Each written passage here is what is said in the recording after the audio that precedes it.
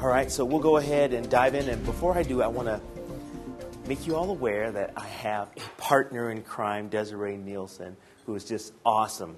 Later on, you'll find out how good a coach she really is.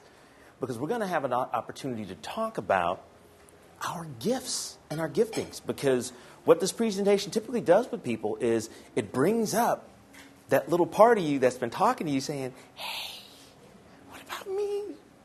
Well, I've got family to take care of. What about me? And sometimes in those quiet moments when you're relaxing and you reflect on, I really enjoyed this aspect of my life. I really enjoyed being in touch with these types of people. I enjoyed being... That's what's going to come up for you tonight, we hope. And when it does, we'll be ready to talk about it. How many of you have had that opportunity where in your mind you thought, I got a book, raise your hand. Here's what I come to understand. You do. You really do. Everyone has a message. It may not be in a book. It may be in an article. It may just be in building a relationship or talking to someone. But everyone has something like a book in them. You determine what that looks like when it's all said and done. Because it's got to fill you up. If it doesn't fill you up, make you happy, don't do it. I'm going to talk about how I came to know that little lesson of, if it doesn't fill you up, don't do it. It's not worth it, no matter how much they pay you. Some of you have been there. We got this great job for you. Everybody who's taken it has been, their lives have been enriched. Where are they now? They're in critical care, but you will rise above it all. Plus, we need somebody really bad. So we want to make sure that we don't fall into that trap.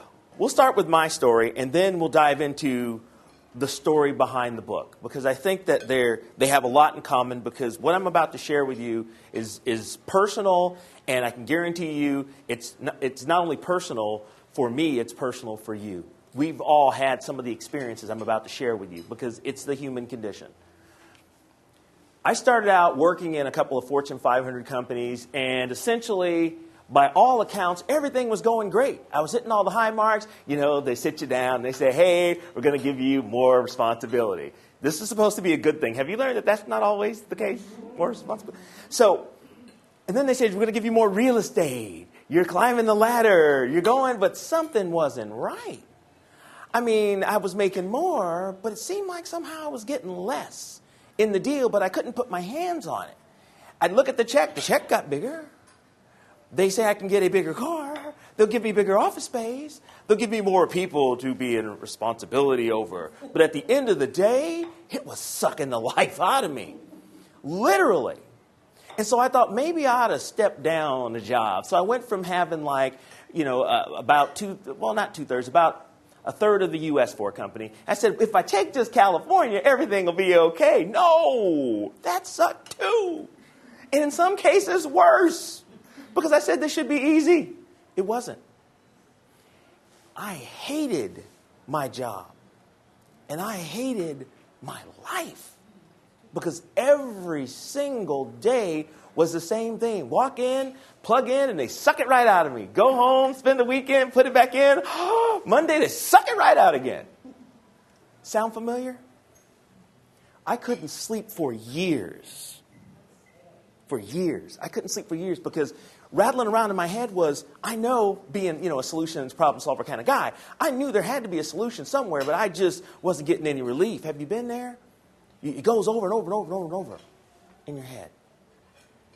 And one night, I needed an answer really bad. Okay, we're not coming in with the suicide story here, okay? So, but it felt like it.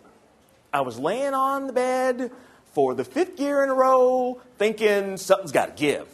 Something's got to give or I'm going to give. I'm just going to snap. I don't know what, but something's going to happen. And for those of you who know, if you have a medical practitioner, they will prescribe various things for your ills, which are pretty much short term. Saw one of those guys because I tried to stay on the job and be a corporate trooper.